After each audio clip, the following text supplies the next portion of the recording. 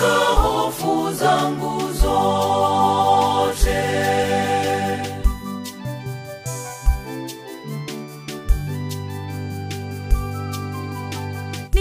Nitamtukuza Bwana kila wakati, sifa zake zikinywani mwangu daima.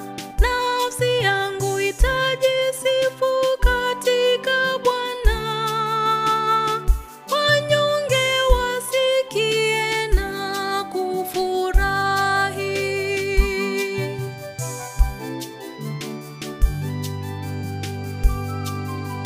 Bwana aliniopoa, Bwana aliniopoa katika hofu